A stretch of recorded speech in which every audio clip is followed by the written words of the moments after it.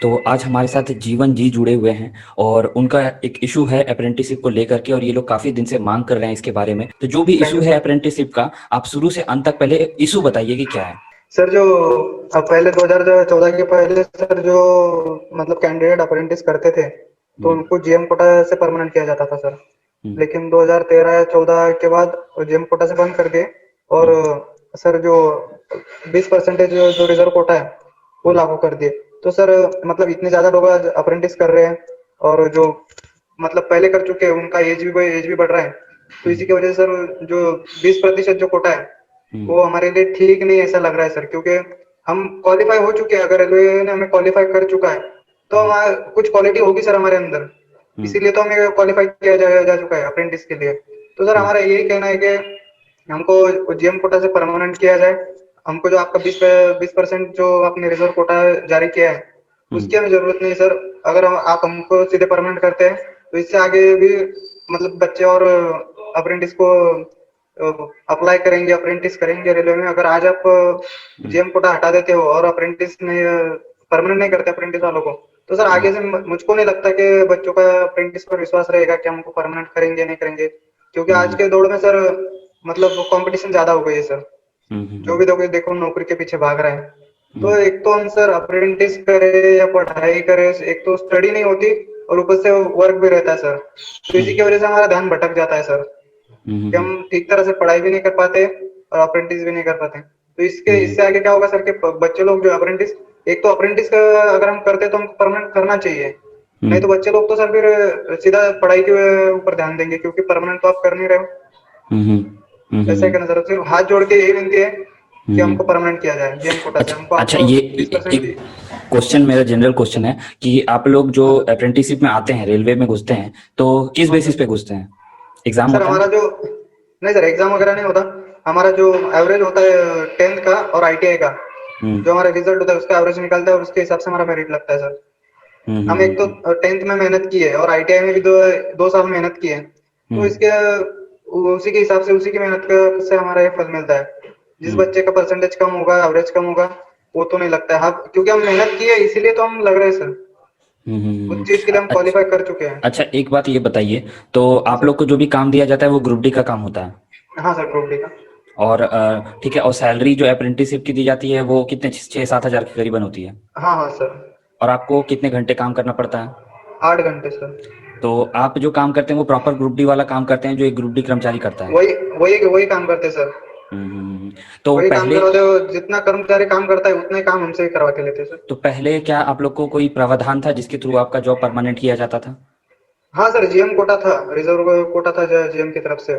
उससे परमानेंट किया जाता था। हम्म। 2014 तक जितने भी लोगों ने अप्रेंटिस किया सर वो सब परमानेंट ले चुके हैं। अच्छा, तब भी सब परमानेंट हो जाते थे? हाँ हाँ। अच्छा, तो दो एक हजार बात चौदह के बाद बताइए बंद कि कर दे सर। अभी तो जैसे कि अभी जैसे आप जो कह रहे हैं, ठीक है, आपकी बात भी सही है, और अभी अगला जो ग्रुप डी का आने वाला है, ठीक है, एग्जाम हाँ जिसका होने सर। वाला नहीं है, तो उसमें आईटीआई कंपलसरी कर दिया गया है, ठीक है। हाँ सर।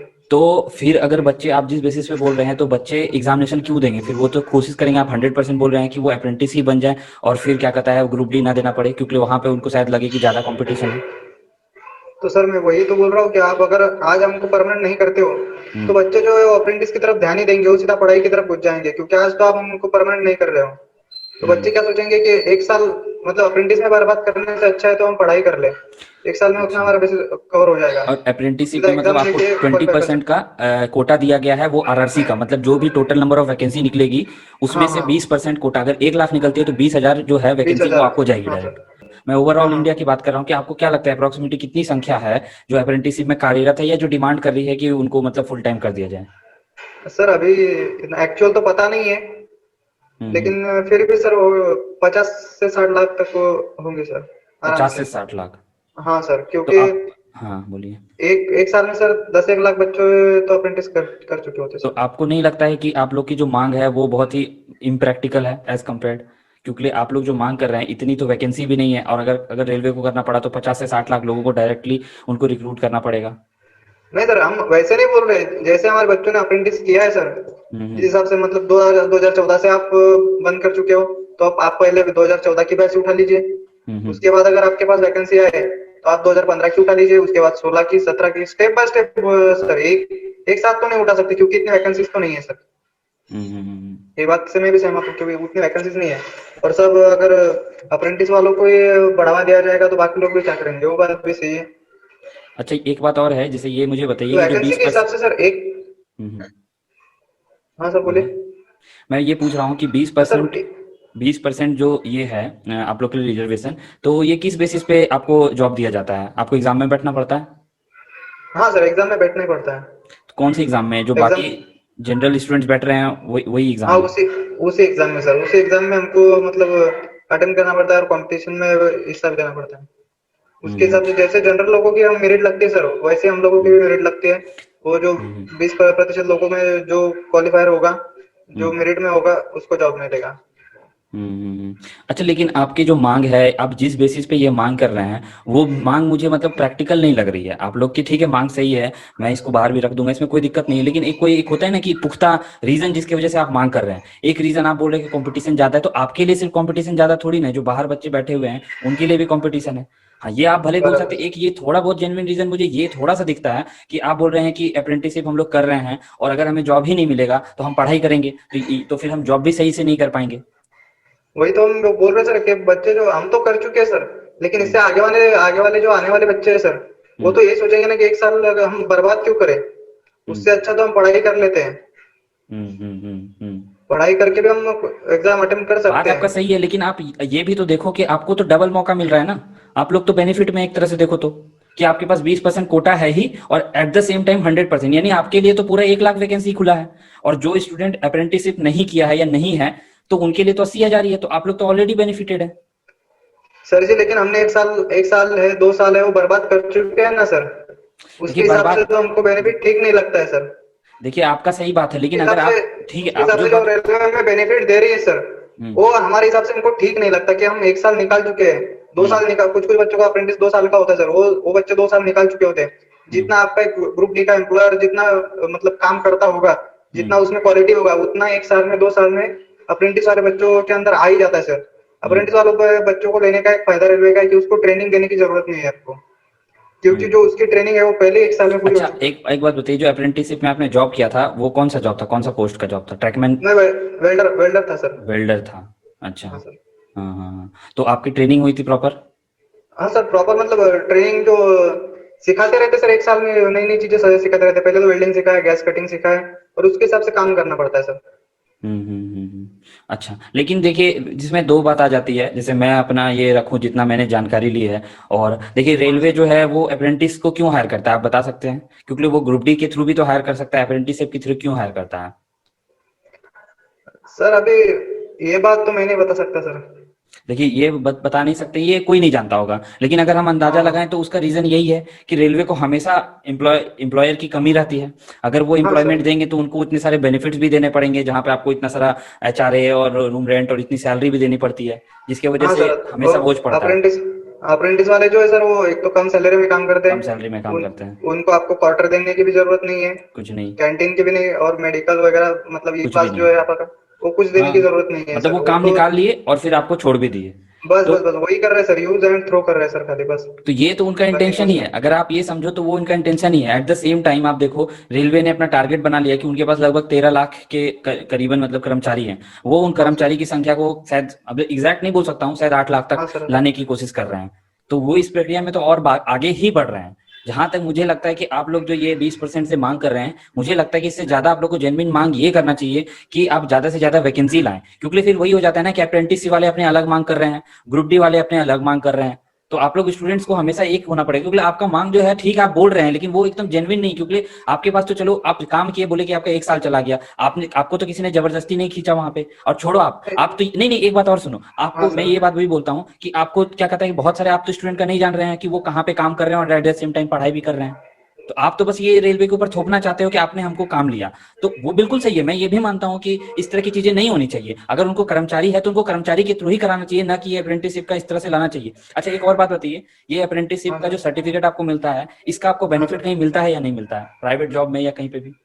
सर कहीं पे भी नहीं मिलता है। कहीं पे भी नहीं। नहीं सर।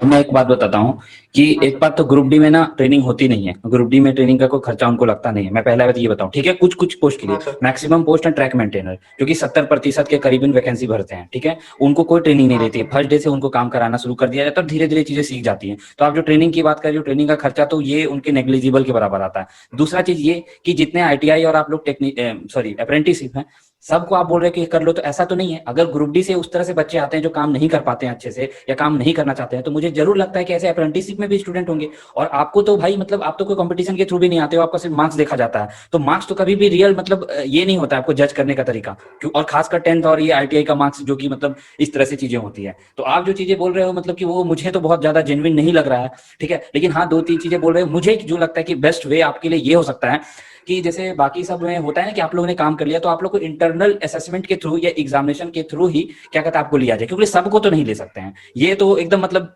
मैं क्या बोलूं, नाजायज मांग होगी। अगर आप बोलो कि सब के सब ले लो, तो ये नाजायज मांग होगी। फिर तो आप यही देखोगे कि अगर सबके सब लेने लगते हैं तो फिर ग्रुप डी का एग्जामिनेशन कोई नहीं देगा और सर फिर इसी में आ जाएंगे, जैसा कि आप कंपटीशन की बात कर रहे थे। आपको सर कहीं तक बोलिए। एक आप इस पर एक और भी सर मतलब उपाय निकाल सकते हैं हम्म। कि जितने आपको वैकेंसी लेने हैं, हम्म। अगर आप उतनी अप्रेंटिस की वैकेंसीज निकाले तो। और हम्म। अप्रेंटिस के मतलब अब तक तो एग्जाम नहीं लिए जाते थे, हम्म। लेकिन इससे आगे अगर अप्रेंटिस के एग्जाम लिए जाए तो अप्रेंटिसशिप बच्चे के एग्जाम अप्रेंटिस भी पता है क्यों करेंगे नहीं सर। लिए जाते हैं? हाँ सर। क्योंकि ना उनको पैसा खर्च नहीं करना, उनको इमीडिएट बेसिस पे आप लोग चाहिए काम करने के लिए, इसीलिए वो ऐसा सर करते हैं। मैं वही तो बोल रहा हूँ सर कि यूज एंड थ्रो थ्रो कर रहे हैं हाँ खाली। वो तो है, इस वो तो है। इसके इसके आगे के बच्चे सर ऐसा दिमाग में भी नहीं लाएंगे कि हम ठीक है, अप्रेंटिस लेकिन करें। आप जो चीज बोल रहे हो ना, तो ये सारे बच्चे नहीं दें अप्रेंटिसशिप। कोई भी अप्रेंटिसशिप में ना जाए तो ऑटोमेटिकली गवर्नमेंट को वो काम करना पड़ेगा, बच्चे भी तो वहां चले जाते हैं ना। आप भी समझो कि स्थिति देखो, यही चीज है।